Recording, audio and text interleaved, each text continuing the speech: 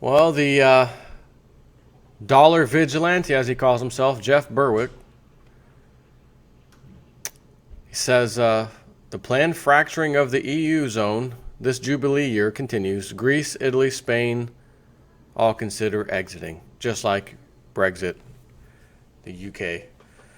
Now, that was one of the things that I said to look out for. I mean, it's pretty obvious. Not that I should take some kind of huge credit for that or anything.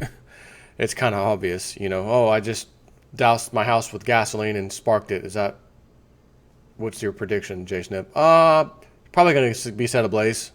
Okay, it's kind of like that. One member leaves the eurozone, other members are going to fall right behind. And you know what I could not understand for these last few years? That Greece, especially Greece, these people have been suffering so badly. Oh, we elected the left party and the right party and the middle party. We've elected all these people. They're promising Syriza, the Syriza party. They promised. This guy promised no more austerity. He's going to get us out of this mess. No more austerity. If we have to leave the union, we leave. What happens? Nothing. I signed up for more bailout money, but we can't pay back the original bailout money that we didn't want in the first place. Yeah, that's okay. I just agreed to get more money. I've been thinking all this time, like, Ellen, can you unplug those things? Those two things? What if they've been telling these politicians in Greece, look, we know you don't want to do this, just bear with us. Just let this keep going in such and such year or soon, whatever. It's all going to go to hell in a handbasket anyways. Just wait until then. Once it starts going, then you can finally leave. Not yet. Don't do it yet. Maybe that's the kind of backroom talks they're having for some reason. If you do that, again, we'll make you filthy rich over here. You can pull a Bernie Sanders, bought a house immediately after working with Hillary, bought a second house right after the first house, bought a third house the other day. Funny how old Bernie didn't buy any of those houses. $500,000 house here, $600,000 house there. Kind of like I throw on dollar bills. I was throwing on dollar bills to my kids today. Had like $6 in my pocket. I'll do something kind of fun with them. Set up this little tray thing down there at the end of where the door is, the main door, the front door. And then over here, you guys stand behind. Had the virtual reality out earlier. They were playing with it, so the cord was still out. That cord, you guys can't pass the line, right? If you can throw this ball, roll it like a bowling ball, and get it in between that little thing down there, you get $1. You get 3 tries to do it. Okay? Oh, okay. Emily got it. Nicole got it. Ashley didn't get it. Second try. Nicole got another one. Ashley got another. Emily got another one. Ashley didn't get one again. $2, no dollars. Third try. Nicole gets one. Emily gets one. The dollars are gone. Actually, finally, Ashley gets one. And then it was like $2 to $3 to $1. That's the kind of money I throw around, okay? Here, kids, go play, have a little game. Bernie Sanders, $500K on a house over here, $600K on a house over there. And again, how long has this guy been a politician? Pretty damn long time. And he's waiting till right now to buy all these homes, huh? Interesting. So it makes me wonder if people in Greece have been doing the same thing. The politicians over there, just holding it together, hold it a little bit longer. We're almost there, guys. We're going to collapse the whole thing. Just don't get started early. The UK is going to go. You guys can follow in their footsteps, but just take it easy. Okay, we'll let the population endure this terrible austerity until then, because you guys are the smartest guys in the room. So I've always had that in the back of my mind. Why would these politicians absolutely promise we're in the far left or the far right or whatever we are, we can't let our people feel this pain. We've had enough. Vote for us, and we're going to fix this. And then they get voted in.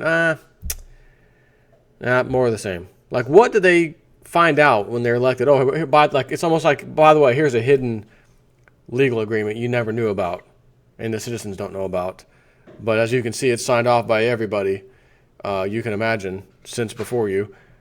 And this is a binding instrument. And down here it also says you can never talk about this, so you've inherited this. And this basically says we own you.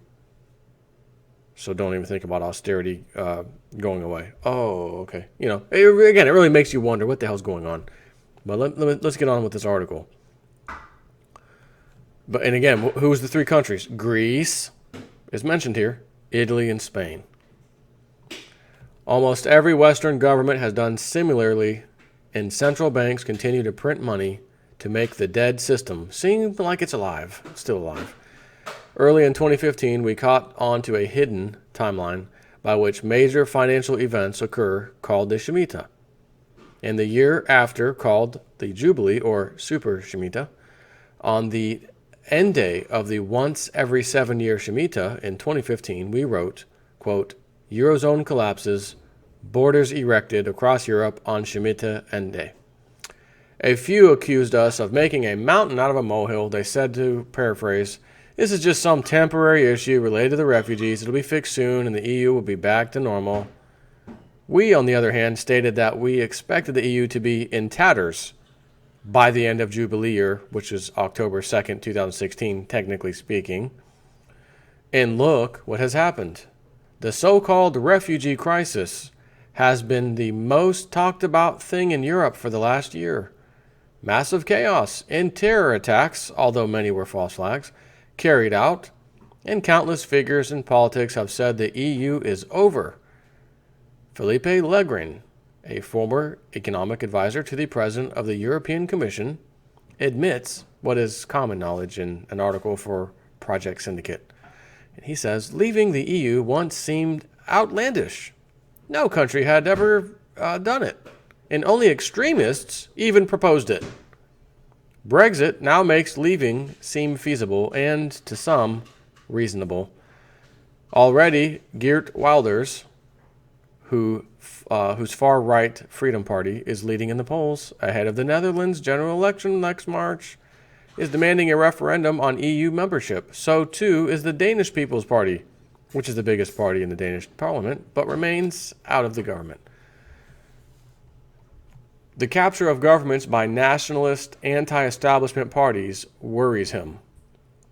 Perhaps as a Eurocentrist, he should be worried. He cries out that Europe's leaders need to restore trust, but his solutions are symptomatic of the problem. He wants to use the EU's new bail-in rules, for instance, to clean up banks' balance sheets. He claims this will allow Brussels to compensate small investors who were sold a false bill of goods. But this is fantasy. So-called small investors will be the sore losers, as they always are. Right now, of course, it is fashionable to come to the defense of the little guy, like Hillary's doing. The middle class, we're going to make more jobs. Oh, God, when she talks, sounds like that annoying, little miniature pinscher dog or like a chihuahua just yapping. Oh, stop. Stop. Oh, is she going to fall down already? Are you going to grab onto something already? Jesus. Brexit has scared the Brussels bigwigs, and the South is starting to unite against European willingness to destroy their cultures. Spain, Greece, and Italy are all in various levels of political disarray, and their leaders find it impossible to endorse the status quo. Spain must deal with the considerable sentiment supporting secession. The Basques in the north have been fighting for hundreds, if not thousands of years, to support an independent state, and we support them. We support all secession movements, he says. The Catalans, remember that, Catalonia, Spain? I remember covering that one. Continue to push forward with secession as well with our support. Greece remains in terrible shape, unpayable to pay its sovereign debts and racked by internal strife. Italy faces the foundering of its entire banking system, and the ramification will surely further destabilize Europe significantly and could even sink the euro. Even French officials now indicate disapproval with the current system and are joining with the rest of the South to confront Germany on austerity and other measures. The recipe for recovery preached by Germany involves higher taxes and less public spending at a time when the target country's economy is already in tatters.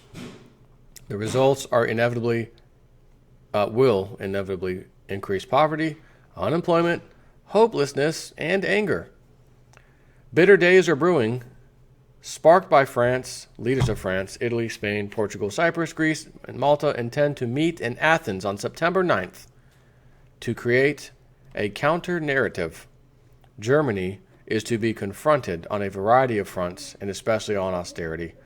In April, the Prime Minister of Portugal, Antonio Costa, signed a joint declaration demanding austerity policies be jettisoned.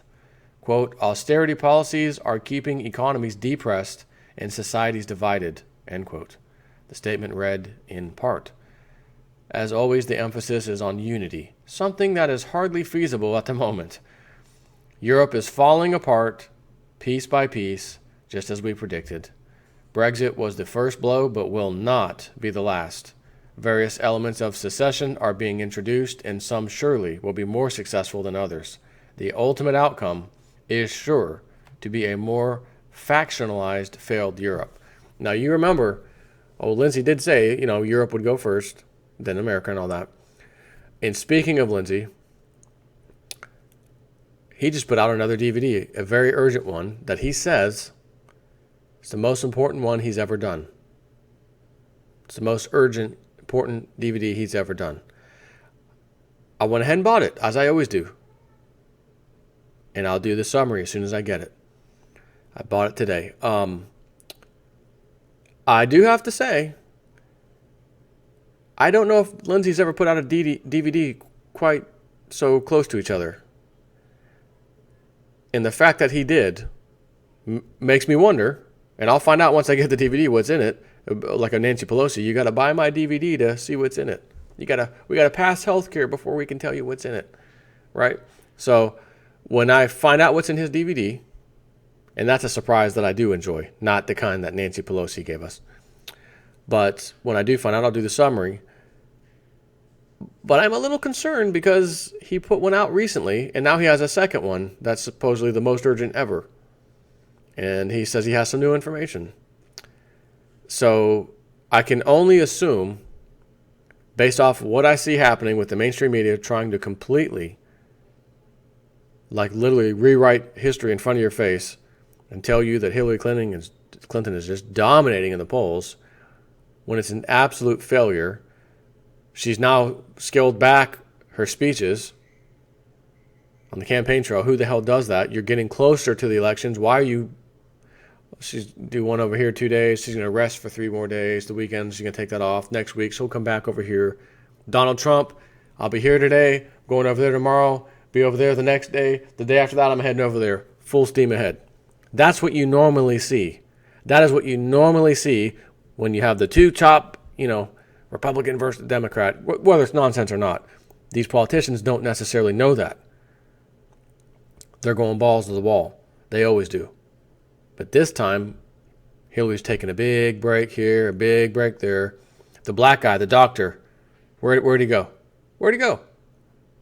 I thought, is he Secret Service? No, he's not Secret Service because they have that. He doesn't have that. What's he doing?